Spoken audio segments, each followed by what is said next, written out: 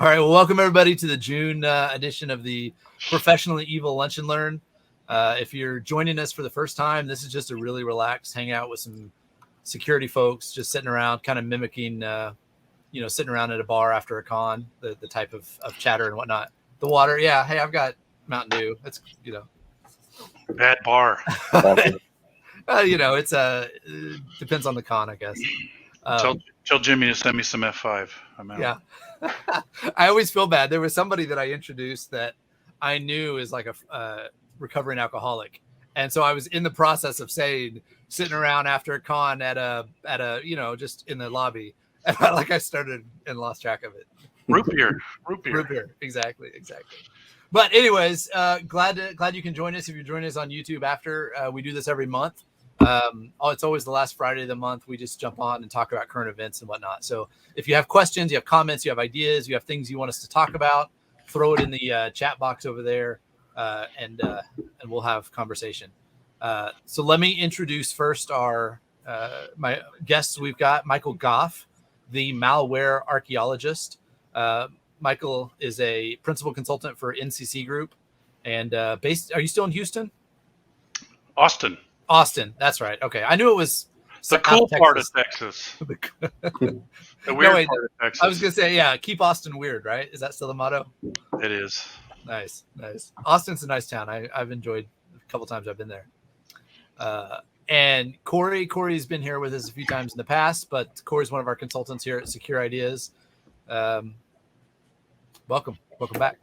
Hey. Oh, yeah. And I have to introduce, because this is the first time that little Kevin Johnson, nice malware archaeology.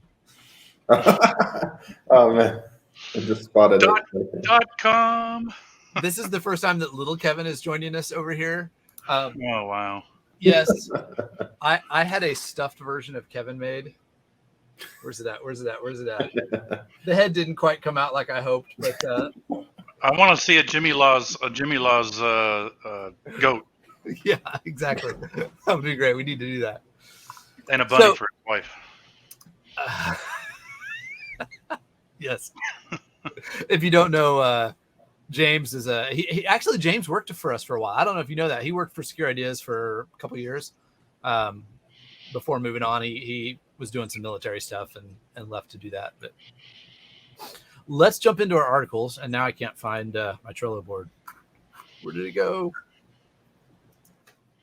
There we go. All right. So first article that I thought was interesting, the iOS 16 and macOS X will let users bypass CAPTCHAs on supported apps and websites. Let me pull the link here.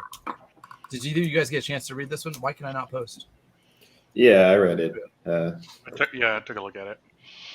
I don't know. It's kind of interesting. I mean, I guess from my understanding, right, that's CAPTCHA providers like Google CAPTCHA or whatever are going to have to integrate with, this. I think, right? That's the thing. They're kind of like working together to trust Apple as the, I guess, sort of identity provider, right? Yeah. Provider.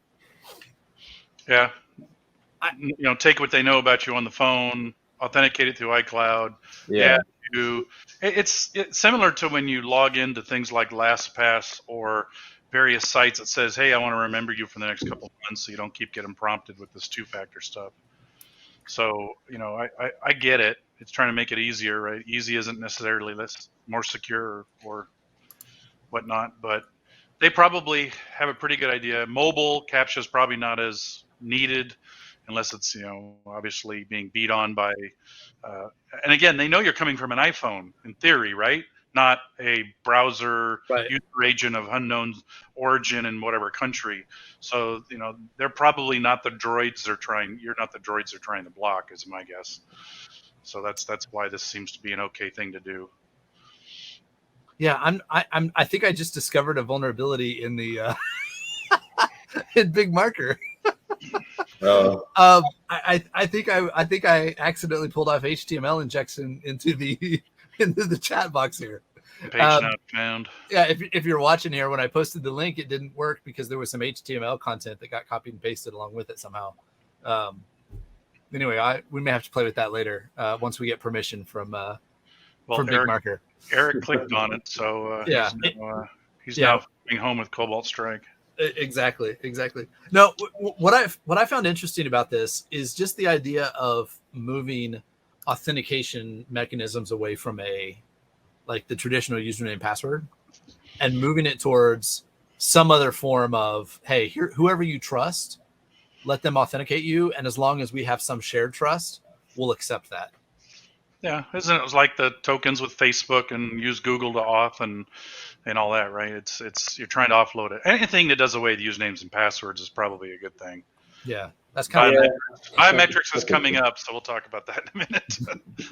Well, I mean that goes along with it. We've talked about that some in the past, just about the idea of what can you do with biometrics and whatnot. Versus there's a doctor's office. Man, where was that? Just recently, I can't remember if it was a client or if I was actually at the office, but every nurse, every doctor had a little token on their keychain.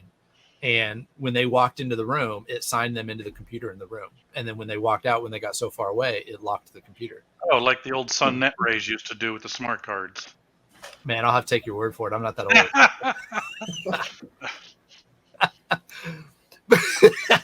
Where's my cane? Get off my lawn. Get off my lawn.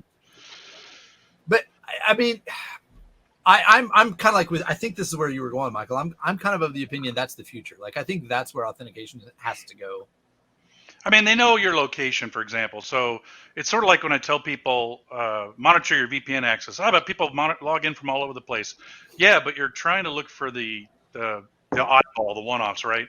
So if you've logged in from my house 50 times, I'm putting that IP address in a trusted list from a VPN perspective. I don't want to see the alert because I'm looking for me logging in from Tulsa, Oklahoma, right? That's the kind of stuff I'm looking for. So this, the Apple knows where you're at location-wise. It generally has an idea. Oh yeah, Michael's at home in Austin, and he's trying to log in, and so there's stuff that these devices know about you. And so I think there's a certain level of, it's probably you that's acceptable, I think, from an authentication perspective. Doesn't mean it can't be messed with. You can't mess with the whole geolocation stuff, but I think that's where it seems to be an okay thing to rely on. Because who the hell doesn't have their phone? I mean, mine's right here. Right. I walked downstairs earlier to get a drink, and my headset started vibrating because I got too far away from the Bluetooth connection. Right. And so it's like, I mean, that works. Yeah.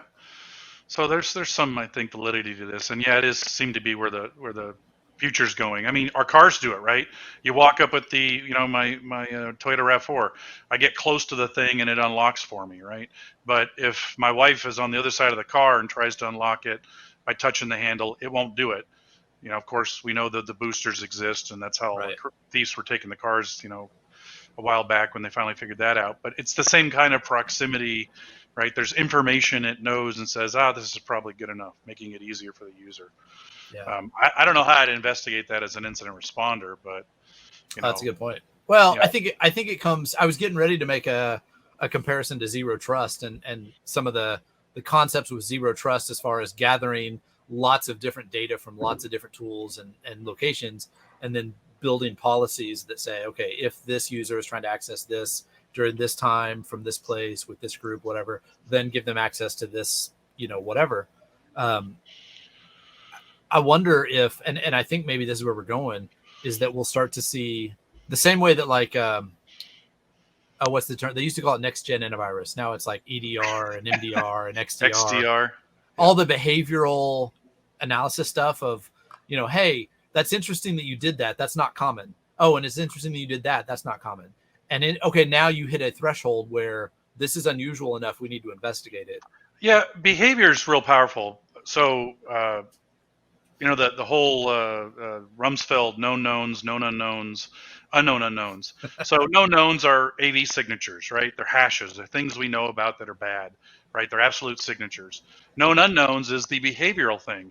And when I talk people, when I've done the training at B-Sides, Oklahoma, and done talks, it's the things you want to develop is looking for the known unknowns. I know malware launches from C users somewhere. right? So it's known that malware 95% of the time in Windows starts in the user space. I don't know where it's going to execute %temp generally, but it can go elsewhere. And so the unknown is look for odd executions under C users, baseline what you know, and the unknowns are what will fall out of that, right? And so these phones and this technology is that behavioral thing, right? It's the known. I know it's the phone's in the right place at the right time of day, at the right whatever other criteria they're using for this, and we're not going to bother you with this additional authentication.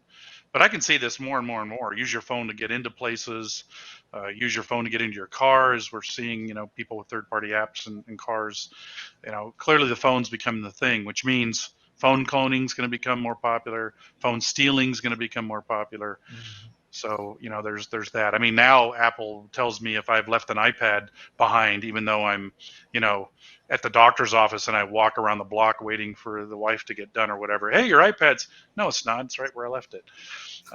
So that technology is already starting to hit between just device losses. Yeah. So your devices are becoming kind of, something I have, something Right. Have you guys looked at mobile IDs at all? I haven't. Okay, so I've played a little bit. I had a reporter contact me and asked me Oklahoma was trying out some mobile ID stuff, and I really wasn't that familiar, so I kind of dove in. I'm really impressed with some of the technology that's out there. I think the initial implementations have had some problems, and I think, like any technology, it's going to take a while to work through and find those failures. Like Eric pointed out, the unknown unknowns. Like it'll take a little bit of time to work through some of those, but I think we're going to get to the point where some form of device that you control has all of your, right? There's no reason for me to carry a separate driver's license and a Costco card and a credit card if I already have a device that can handle all of that. Yeah. Right. I mean, I take pictures of all of them and put them on my phone and walk and I let them scan the phone. I already load all my credit cards. All my credit cards are already, in my phone through Google Pay, right? Like, yep, I'm already doing that, I basically don't keep an insurance card, it's a picture of it on my phone, and yep, that's usually sufficient. So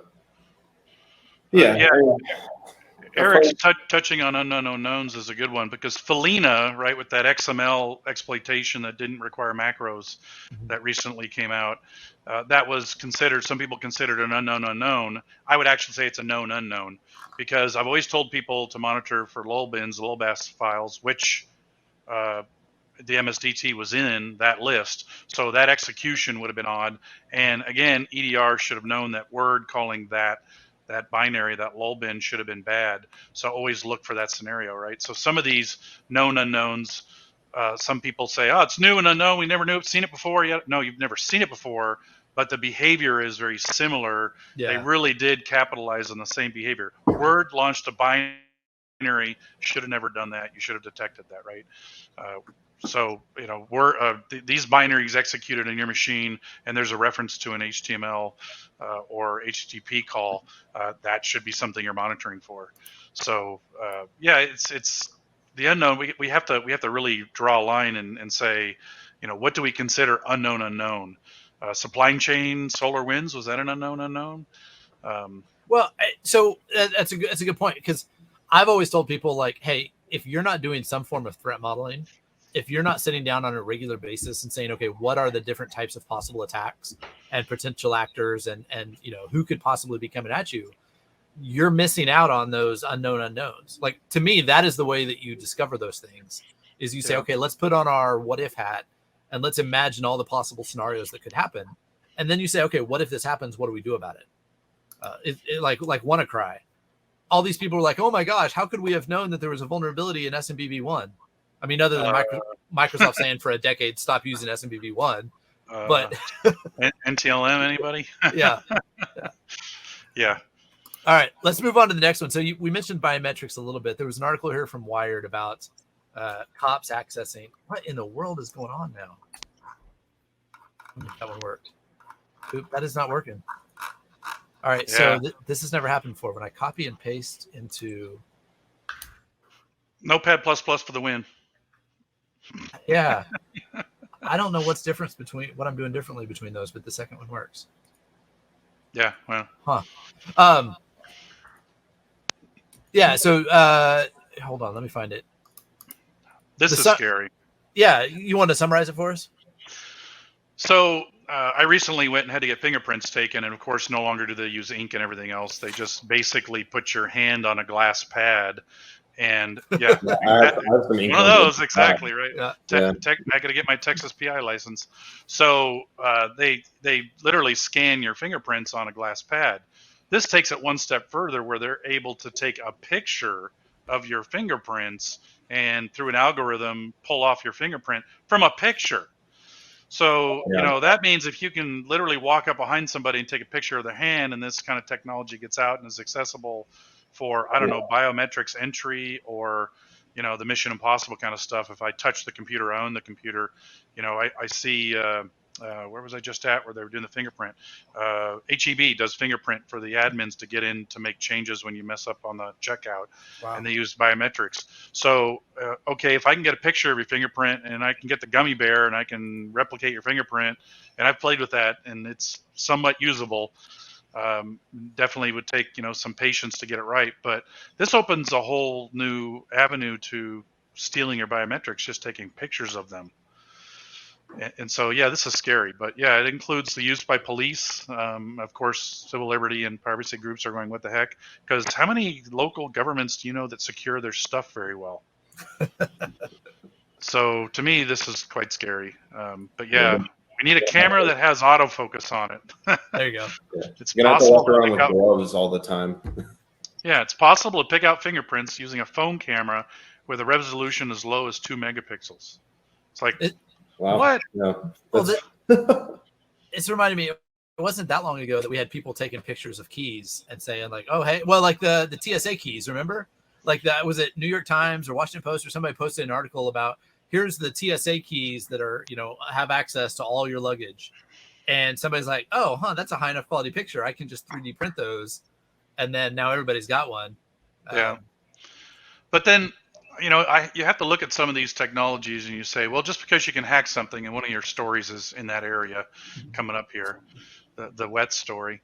But how useful or practical is hacking that thing in the real world, right? And so we have to ask that question. And we see a lot of talks at DEF CON about some of the stuff. You're like, yeah, but the probability of that occurring, there's a big difference between in the wild actually happening, very useful, easily achievable, easily shared, but taking pictures of your fingerprints, that's a bummer.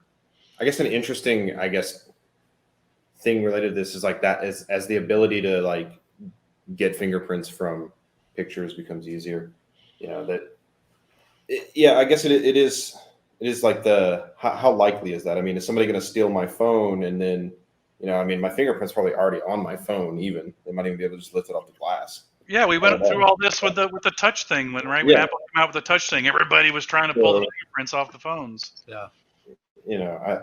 Or guess the pattern of unlocking the phone from your little CAPTCHA login thing. Trail of like finger grease you left. I think biometric. I mean, with sufficient technology, biometrics are always going to be able to be captured and reused. Is that fair? Yeah. Yeah.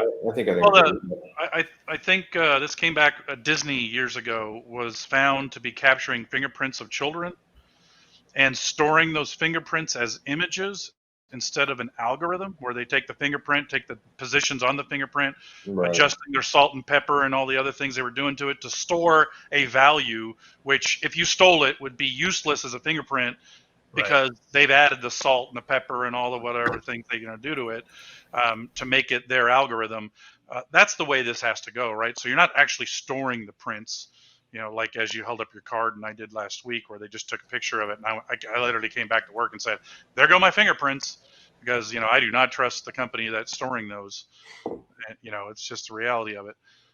But yeah, I think along with that is you have to come up with a way to store this data so that if my fingerprint's stored by either one of you two, your algorithms and your salt and pepper and all the other things you sprinkle on it to make it unique, all the iterations of hashing and all that stuff you do makes it, if I steal it from Cory, it's useless to Nathan and You have to start over and get it from me, or you have to steal his algorithm and figure out what it is he seasoned the formula with in order to make it that hash value and whatnot.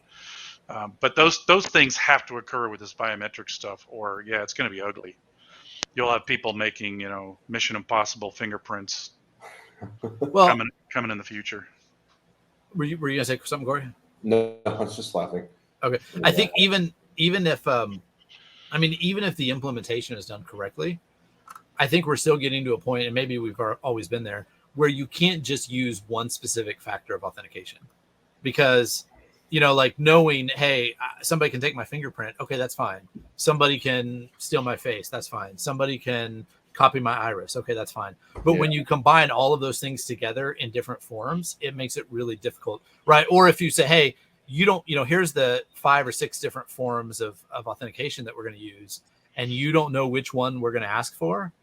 But if you fail a couple of them, that starts raising the, like, this looks like an attack type, risk level. So I years ago, not that many, 2 or 3 years ago, I had a friend that was doing some enumeration of Microsoft's definitions in Windows of the types of biometric support that they've developed. Not that they've developed, that they are that they have stubbed out as might be developed at some point, right? The definitions in the code. Just walking through some of these facial features, voice, fingerprint, iris, retina, those make sense. Hand geometry, keystroke dynamics, lip movement, gait, scent, DNA, ear shape, finger geometry, footprint. You're denied access. You don't smell right today. Yeah. Could you imagine that? I mean, you didn't shower today, so. But to be fair, everybody had a capture the flag, denied access. Yeah. But I can imagine a scenario where we get to a point where we have the technology input to say, you know what, your scent, pheromones, whatever, match 80%, and that's close enough in combination with all of these other forms. I think we just get to more of a percentage based. Yeah, it's close enough to authenticate you for what you're trying to get access to. Yeah. I don't know. Well, my dad took advantage of Microsoft's login with a PIN instead of a password. And, Dave Keen and I years ago at B-Sides Austin, we were playing with the glow-in-the-dark clear liquid where we'd spray on pin pads, use a black light, and figure out, there's, again, 0, 1 through 9, 0, and, which is the 4 digits of your pin. Well, spray a little glow-in-the-dark and let people punch away at it. And even with my home garage door opener, from the glow-in-the-dark, after a couple of presses, I could tell the direction in which my finger went. Really? And so I was able to guess that, obviously I know what the pin is, but I was able to easily see that the direction had to be a certain way. So we started doing this research on other places that have pin pads, and we were able to guess numbers and get into buildings. So, that 4-digit pin as being a backup to your biometrics, 4 digits, really? Right. So there needs to be something else, some sort of passphrase, some sort of, second factor, whether it's your phone. I mean, I do like the rotating codes. I think it's not very difficult. Hell, my mother uses it. If grandma can use it, it's usable, right? Right. And again, we're back to the phone being an integral part of your authentication. Yeah, I mean, it as a second factor, I do kind of like it. I mean, it makes sense. It's progressing that way anyways, as we talked about earlier. And also, we need to, whenever we talk about these kind of security solutions, avoid the word prevent or stop, right? It's actually reduction. We're not preventing anything. We're reducing the probability of something occurring. You are not preventing. I'm buying all these prevention solutions. No, you're not. You're buying reduction solutions. Yep. Yeah, right? So people say, well, it's not going to stop that. It's not intended to stop it. It's designed to reduce it. It's a funnel. The funnel should always be a target to get smaller and smaller and smaller and smaller until, that hole is a manageable size. And that's just the reality. There's always going to be a hole. Yeah. I tell people all the time, you can't be secure. You can be more secure. You can be less secure. I thought if you ground up your computer, put it in glass, encase it in steel or vice versa, shred it, drop it into the Mariana Trench, that's secure. No, because here's a great example. I worked with an organization years ago that their solution to PCI was we were going to have a standalone dial-up credit card system, and the operator, when they take the card, They're going to do it over the phone. And it's a standard POTS line, no voice over IP. They're going to put it directly into the system and send it. Nothing is stored anywhere. And that worked great. No computers in the setup until they rearranged the office, and the phone line didn't come far enough. So now the lady that was taking the credit cards had to write it down on a sticky note, walk across the room, put it into the pad, and walk back to her desk. But she was smart enough to know I shouldn't just throw this away. So what she did was slide it into a shoebox underneath her desk. And nobody knew about this until, years later. Wow. She was on vacation, and the cleaning person bumped the shoebox and says, "What is this?" Here's this like massive overstocked box of credit card numbers, because she was trying to do the right thing. But, so taking the computers out of the situation does not necessarily make it more secure. Yeah. Users are always going to be the weak factor here. They will always bypass a security control by accident, on purpose. And they will find the gaping gap that we all fear for sure. What was the article that you referenced? You said the water one? The spa. Oh, yeah. This is just silly, but I got to throw it out there. This is a case of, do you really need this to occur? I'm pretty sure there's smart home technology that can accomplish pretty much the same thing. Yeah, so your smart jacuzzi exposes personal information. A Peloton? Did you not learn anything from Peloton? Why does your hot tub need to know your personal identifiable information? Well, I run into this a lot with my solar setup where I log into stuff, and people always question, why do I have to give you my information just to log into an app to control my solar? Yeah. Well, so they're getting, it's going out to the cloud, and that's where they're storing all this stuff. So it goes back to, do I really need to collect that information? Yes, I'm going to market you. I'm going to, yada, yada, yada. So that's why they're doing it, right? And so it's questioning, but do you want that to happen to you? And so I have my smart home is internetless, meaning if you cut off my internet, stuff will still work. Because nice. I don't have to have the internet, which is handy, because even though I'm on a hospital grid, so I don't tend to lose power very often. But that did come to play where that's a lot of information be sitting on a Wink or Samsung cloud environment where all that stuff's out there. There's enough of my stuff in the cloud anyway. Yeah. But opening my doors and everything else, that status does not need to be sitting on the internet. So people have to ask themselves, like the fridges, do you really want what's in your fridge to be recorded and sent to your phone, where someone can start figuring out your dietary habits and maybe know on Thursday nights you go get Chinese food, and then they can, or you go to banking on Friday morning and they go, basically follow you to the bank. People need to seriously ask, is this really a good idea? Is it really? I'm interested. I think we're a little ways away from that, but I think the continued development of AI and machine learning, I think we're going to get to the point where various types of input like that are going to be able to detect correlations in human activity that we never would have imagined. So, for instance, I can see a point where some machine learning system is able to say, you know what, every time the CFO of a medium-sized organization starts staying up late and buying more ice cream and stocking his fridge with certain types of food, that company is going through something and their stock is going to drop. Right. So all of a sudden now you've got systems that are saying, like, we can't necessarily explain why, but we can tell you when you see this input, go invest in this company. Yeah. Well, I don't think we're that far from that. It's the same as when I used to be in the gaming industry, where people would play the, multi-person single shooter games or whatever, that the spending in those is actually a studied economy. And based on how people play and spend in that, they can predict slumps in the economy. Yeah. Right. So again, behavior, right? It's all about behavior. Yep. All right. So moving on to a more serious one, the DOJ shuts down the RSocks botnet. I thought you were going to go to the Beaver. We'll save that one. I was not familiar with RSocks, but I don't keep up with malware and botnets and whatnot. Have you dealt with that directly, Michael? I have not found this malware at all. Okay. I don't do a lot of ICS related business. No, but any botnet that gets taken down is awesome. There's a lot to be learned from it, from when they take these things down, studying them, see how they work, see how they're built, see how they charge, what the model is, which then allows them to search for other similar scenarios. Inherently, unfortunately, this botnet's going after systems that don't have a lot of monitoring technology, right? They're going after ICS, and we know how ICS is. It's you can't install or put a binary on there to do an assessment. But it's okay for the bad guys to do that? Really? I can't do that?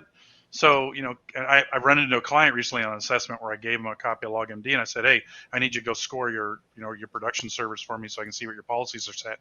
Is there another way to get that out of the system? I'm like, not really that easily. So no, this is the easiest way. I'm like, do whatever you have to, but go approve this tool.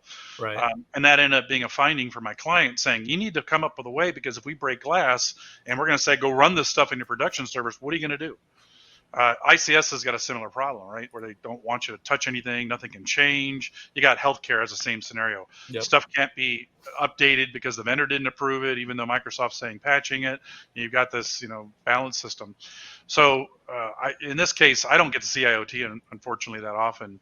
But anytime taking down a botnet is always a good thing. There's lots to be learned from it, the methods and everything else. So I hope they go through and do that and learn something and share it. And somebody does a good write-up of how this whole infrastructure works, so that again, intelligence and or known unknowns can be written, policies and rules and custom alerts can be crafted to look for these kinds of conditions.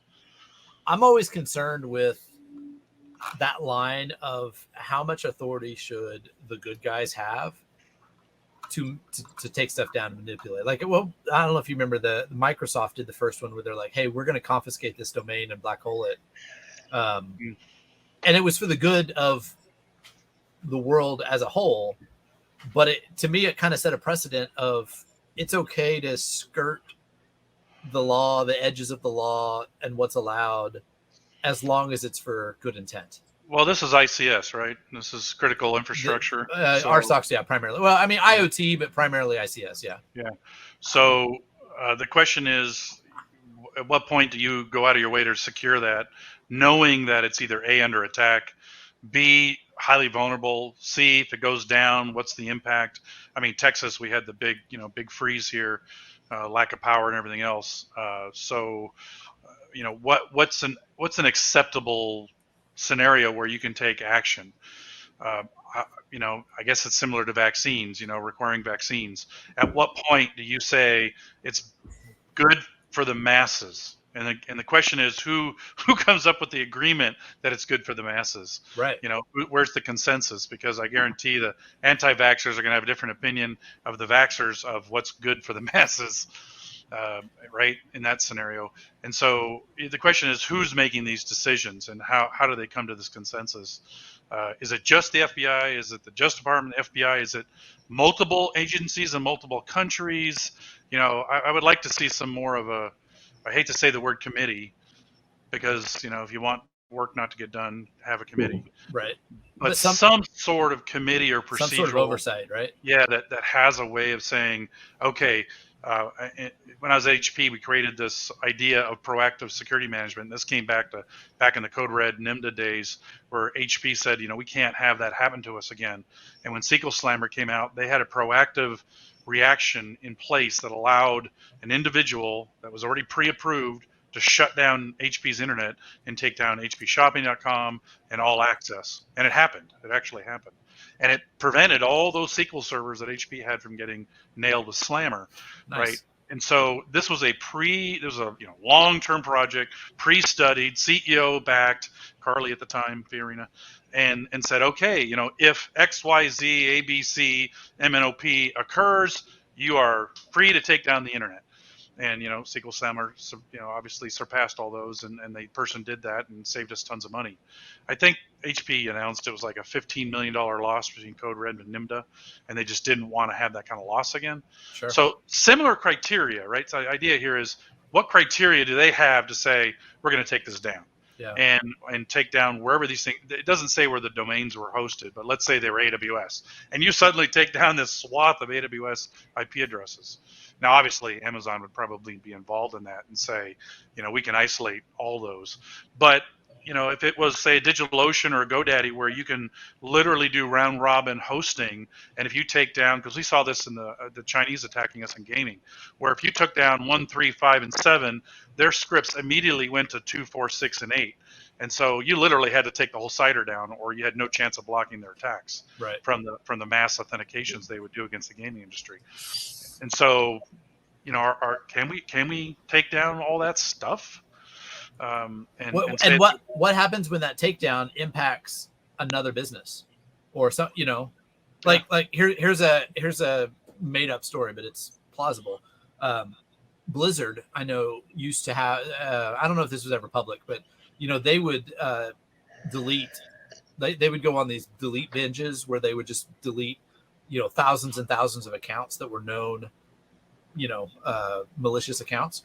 Oh yeah, we did the same thing. But then company I worked for. Yeah, but then they would let them go on for a period of time too. And folks have said that have some inside knowledge that what they would do is they would time those deletions around what does it call it? Where you, like, as a publicly traded company, where you have to give out details of income reports or revenue reports and all that kind of stuff. So what they would do is they would time those deletions because they knew that the vast majority of those accounts were being used by these companies that would make 1,000 accounts, and then they would, grind a bunch of, they would basically mine it and then sell them on eBay. And so they knew, or up level characters and sell them for real money. Yeah. Yeah. So they knew as soon as we delete this, 10,000 accounts, 75% of those are just going to pay for a new subscription right away. So they had an intentional way they could get a massive boost in revenue anytime they wanted to. Well, what happens if those third parties that are doing that are mining those systems, what if they're using botnets and, malicious compromised systems to do that? And all of a sudden Microsoft or the DOJ or somebody comes and shuts that down. Now that, without intention, significantly impacts Blizzard's revenue or, ability to generate revenue. There's all these interconnected complexities like that I think eventually one of those is going to, get to a court case or something. Yeah, this leading RSocks botnet leading them to identify 325,000 devices that were compromised via brute force attacks. Included large entities such as universities, hotels, television stations, and electronics manufacturer, as well as numerous small businesses and individuals. Wham! Denied, access denied. Do you smell funny? So yeah, there has to be some sort of, I suppose you have to get buy-in from ISPs and say, hey, this is what we want to do, or this is what we're going to do. What do you think, or how can we manage this scenario? Agree on it. Yeah. I mean, universities. I'm sorry, but UT, you're offline. Your ResNet just got taken offline, which we investigated, by the way, a ResNet in some Georgia university. Because of heavy usage, and it turns out when we contacted the university, they were not using that subnet. It had never been used, and so what happened is somebody squatted it and was using it. So when you do your lookups, an analyst would go, "Oh, it's Georgia, don't worry about it." But there was an awful lot of logins coming in from this.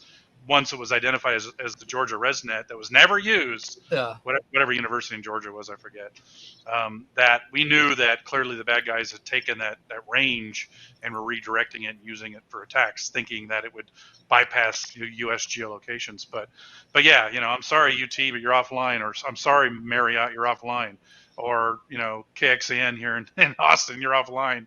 Electronics, sorry, Samsung, we've taken you offline. Yeah, I'm thinking there's got to be some criteria, notification, involvement. I don't know, but there's something here.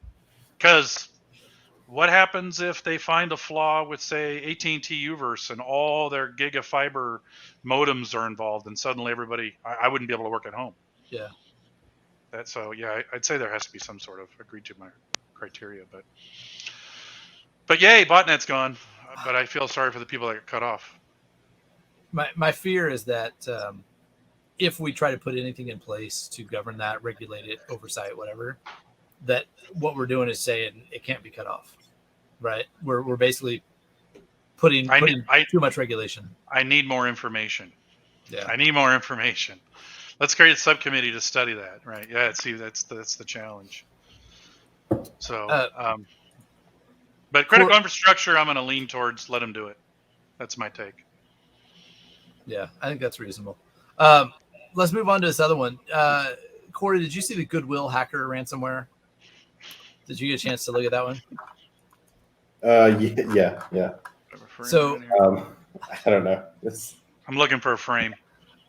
Don't a have frame. One. Well, you had to hold up this frame in order to get the register that the picture was correct. So they made you print a frame. You had to use that and the pictures you took to say I did this good deed. Yeah.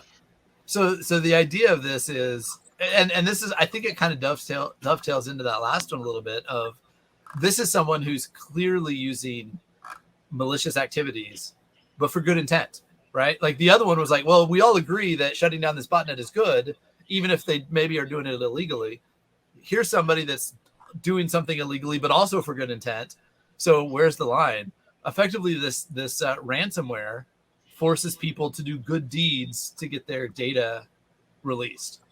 So like requiring victims to provide clothing and blankets to people in need. They must feed 5 children under the age of 13 at Domino's, KFC, or Pizza Hut, and take a selfie with the kids after the meal, etc. Pay for someone's hospital bill. I don't know what I think about this. Forced charity. I think it's funny, but I definitely. It just shows how vulnerable people are to ransomware. Yeah, I guess so. That's a good point. I mean, it's highlighting the issues of that run a lot deeper than just large companies, right? Like getting their data ransomed. Individuals getting targeted like this and then extorted to do, good deeds, so to speak. But I don't know. I mean, how are they determining? I mean, are they, because the thing is like the article touches on this. How are they determining like if this person is capable of performing these acts? Right. They tell you to go pay somebody's hospital bill, but I don't know. Maybe you're broke and now they've extorted your all your data. You're broke. Like, what are you supposed to do? Take a loan or something? Like go into debt. That would be fair. If it was traditional ransomware, they would just say, "Here's the fee." Like they're not going to try to assess whether you're capable of doing it or not. Right. All they're saying here is instead of sending us money, go help somebody else. Yeah. I mean, comparing it to traditional malware, yeah, sure, but what would happen if this happened during voting time? I need you to go vote and prove you voted for Joe versus Bob. Oh, dang. Jeez. Yeah. There's an escalation. Yeah. I mean, I can see all kinds of uses for this. Wow. That's incredible. I've often thought about what would happen if somebody said, hey, do this thing. If you go vote this way and show us proof that you did it, we'll give you X, right? Like that's not legal in the US, but I think we have the technology that can be implemented anonymously, and it would be really hard to shut people down. Yep. Yeah. That's interesting. Yep. I think we may be onto a business model here. Tag, I'm not it. All right. Leave that one to Beaver. Leave it to the Beaver. Let's talk about the Beaver. Those Canadians. Hey? So, Canadian beavers cause internet outage. Surprise, surprise. They're catching up with squirrels. Squirrels have been taking out power lines for my whole life. Oh, yeah. I actually didn't read this Phone one. I lines. just saw the title and thought we have to include it. POTS lines back in the day, they used to always chew because they would run the POTS lines on the telephone poles in California where I lived, and they like to sharpen their teeth, so they chew on this stuff because it feels good. And they would take out the telephone line or the power. Nice. Unfortunately, when they take out the power, taking themselves out at the same time. But what's up with not burying these lines 4 feet in the ground and treating them like water lines so they don't get chewed on by beavers? It's because that's expensive and it's hard to manage and maintain. How expensive is this outage? Well, that's fair. Beavers chewing on a tree post that has a line running up it. I mean, come on. I just think it's perfectly Canadian that it was a beaver, right? Like anywhere else in the world, it would have been a squirrel, but in Canada, it has to be a beaver.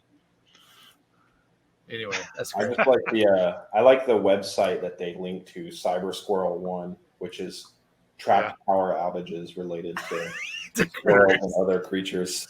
Attribution. Oh my gosh. Attribution. Wow. The critter did it. That is a lot of That is a Well, lot of marks. Way and more the than I site expected. stopped counting back in 2019, so there must be a hell of a lot of outages by critters. Yeah.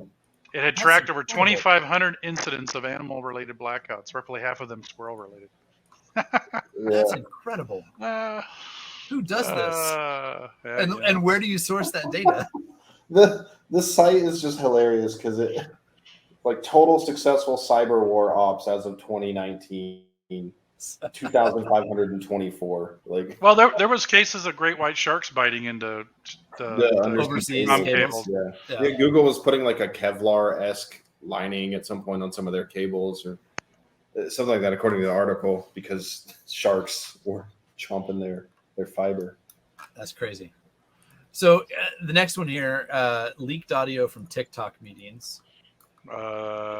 Anybody surprised by this? Yeah. So basically, Why that was the discussion of why they wanted to ban TikTok in the U.S. because of these kinds of potential issues. Yeah. Everybody's like, "Oh, China has access to all their stuff," and they're like, "No, it doesn't." Yes, And it then does. after It already investigation does. Yeah. There's lots of breaches involved that China has your data. Yeah, probably more than people realize. So definitely more than people realize. One of the things that we've pushed back on often is doing things via Zoom, and we've kind of finally reluctantly accepted it because so many people do it.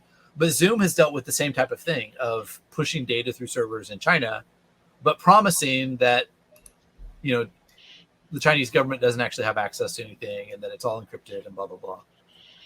Are we at a point where we can even know for sure? Like, or do we have to assume that if data is being sent through China, the Chinese government has access to it? No, it's just like the old adage, you know, you have these big data centers, AWS, Azure, Microsoft, Google, right? These ginormous data centers. Well, how do I know you're compliant to XYZ? You going to let me into your data center? No. Yeah. So how the heck would we even know what they've installed or sniffed or whatever? There's no way to know. Yeah, well, I know. Assume it's happening. I think you have to. Like in the U.S., we have the concept of a national security letter, and it's not as big a deal as it was, 5 or 6 years ago. But basically, the NSA can walk up to a company and say, "Here's a national security letter. You have to give us access to stuff. Oh, and if you tell anybody, you'll get fined." I have to assume the same type of thing happens in China. If you want to continue doing business in China, you're going to give us access. If you don't, we'll put you out of business. So here's a question. Who cares what you watch on TikTok? It's a profile and behavior. It totally maps the kind of person and what I could market towards you. Yeah, marketing ads. I mean, Facebook proved that in the election period, right? You were targeted by various stuff based on what you liked and whatnot, and you got ads thrown at you based on that. So it tells a lot. I didn't think about that. Are you watching Kardashians? Are you watching, what are you watching on TikTok? Those videos tell you the type of subject matter you like, yada, yada, yada.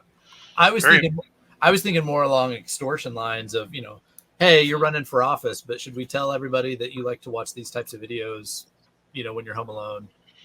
Same thing. But the marketing is even more interesting. Overseas, scenarios, right? The influence of a politician. You're going to have to ignore that tariff that they want to throw on my products, or I'm going to release this. Yeah. Tell me that doesn't happen. Oh yeah, we know it does. Yep. A couple of years ago, Smarter Every Day, the YouTube channel, Destin Sandlin, he's a guy from Alabama. He did a series of videos on the manipulation of the algorithms within YouTube and Twitter and Facebook, and he went and interviewed a bunch of folks there and whatnot.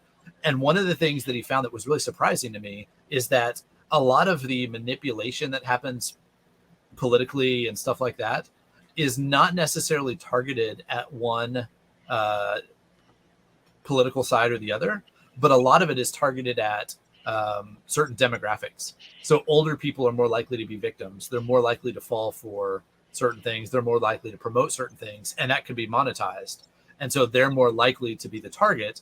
Well, they tend to be more conservative. So a lot of times the conservative or the anti-conservative bias that you might see is really just an attempt to protect the people that are more likely to be victims. And it was really interesting. I encourage anybody to go look that up, and if you're interested in that sort of thing. Again, users the end all vulnerable individual. Do you think we can trust? I mean, forget TikTok. I mean, Twitter, Facebook, whatever it is, YouTube. Like, can we trust them anymore to not? I mean, in my assumption, instead of giving the data away, they're going to sell it to a marketing company. Well, we already know they do that. Yeah, we know they do that. We know they lend their advertising to, what your profile is on a scenario. We already have commercials that are allowed to be aired, even with the knowledge of the network knowing that the commercial's a lie because it's a political commercial. Right. So we know this is occurring throughout, and we saw it with the elections, that this stuff is occurring. And it's just literally advertising to a known audience of a certain demographic. Really, it's all it is, right? Yep. And unfortunately, it's used for either misinformation, swaying, targeting somebody to click on something, advertising to buy. I mean, the impulse buy, all of it, right? It's the behavior. It's the human behavior. Social engineering. That's all they're doing. They're social engineering you. On a mass scale. On a very mass scale. Yeah. Because people don't research and do their homework. No. I wonder if this is an okay thing. And definitely a lot of people, I think, have a lot of perhaps unfounded trust in what they're seeing on sites that they like Twitter or Facebook, right? So there's also that familiarity, like bias that, Yep. Why would they show me something that was a lie? Well, treat it like a research paper. What did you have to do in school, in college, high school? You had to go get 3 sources. And nobody's got time for that. No, they have time. They just choose to watch TikTok videos instead. Right. Just scroll one more. I saw something the other day. It was like, 3 years ago, if somebody said you were on TikTok, you're like, no, I'm not a 12-year-old girl. Now it's like, all right, 2 a.m., just one more. Okay, one more. Okay, I want to. Well, there's a lot of reasons I won't use TikTok, but I also know that I would, aside from several other reasons, I know I would definitely binge scroll it.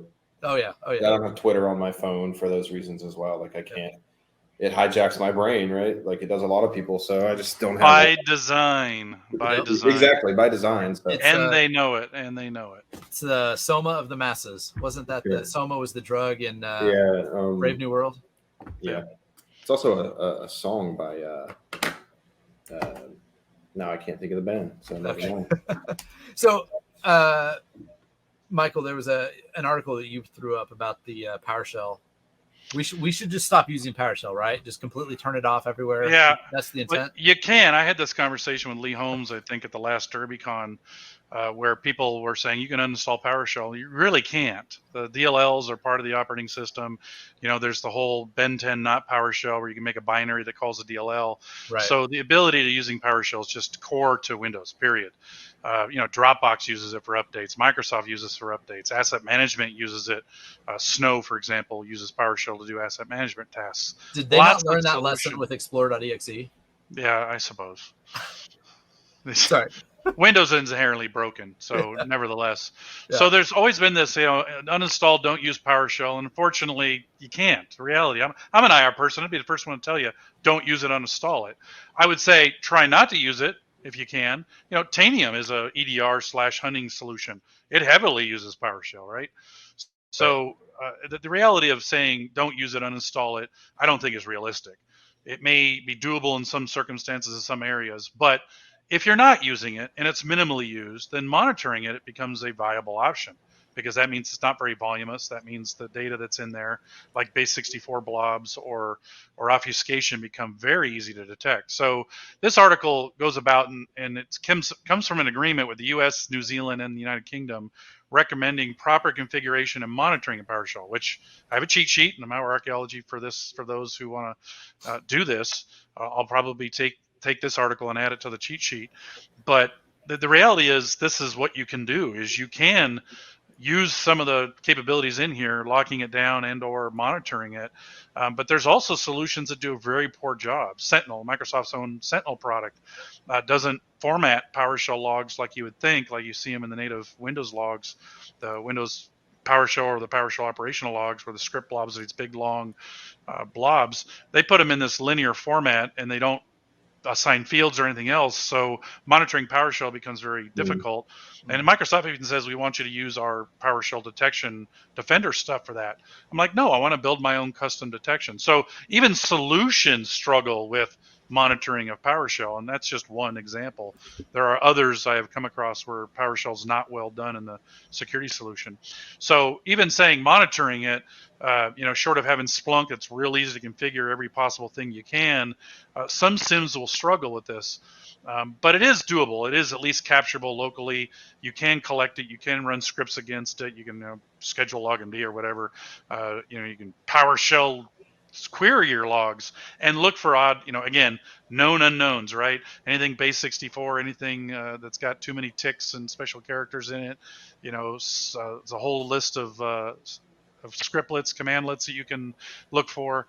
But this article does a pretty good job. If you jump to the link, it'll show you details that they're talking about here.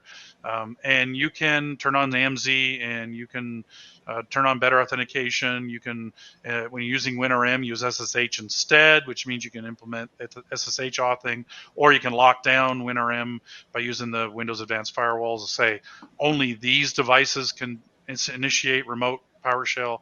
And a lot of this, asking as an incident responder, the reason I brought this up, this is probably the number one failure in the clients I see, is their PowerShell logging, even at a minimal level and or any kind of advanced level, is terrible.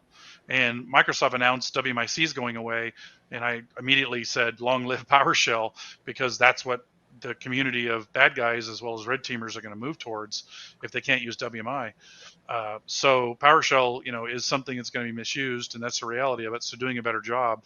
But this is the first time a government source has come out and published something, and I would really recommend people look at it and take it and read it. And then obviously the cheat sheet, I'm going to actually put this in the cheat sheet so people can just download the PowerShell logging cheat sheet and expand upon it. And they're even saying as far as going up to PowerShell version 7. So they're even saying, upgrade more. Hell, I can't even get my clients on PowerShell 5. Right. Yeah, right. So, that's where it's going. PowerShell 7's, multi-OS as well. But this is kind of new. This is kind of the first time I've seen somebody say, whoa, seriously, people, secure your PowerShell. Yeah. The issue that I've seen in the past is, all right, hey, we know these are the things we should be able to do, but we don't have the tooling in place to be able to scale that kind of stuff, right? If it's make a few GPO changes and push it out, okay, great, we're done. But actually being able to capture all those logs and monitor them and deal with that kind of stuff. And, the kind of stuff you're talking about all depends on being able to manage all of your stuff at scale. You do, but I even tell people, look, collect it locally, increase your logs to a gig in the PowerShell case, because I'll get some history there, unless you're a heavy user and you're like running Snow asset management every day and it's filling up the logs with a bunch of PowerShell garbage. There's also transcription. They mentioned that as well. Not a big proponent for transcription, because all it's doing is copying your log to, say, a server. Sure. Maybe a requirement for financial to, capture all the logs and whatnot. But you're right. You can't collect that into a SIM if you don't have the money or don't own a SIM. But even having it locally, especially if it's not heavily used and bad things do occur, back to the known unknowns and known knowns early argument, Word launches PowerShell or bad exe launches PowerShell and you're not heavily using it, it's going to be in the log for 30 days or more, right, if it's not heavily used, because the log won't roll, especially if you make it a gig log or bigger.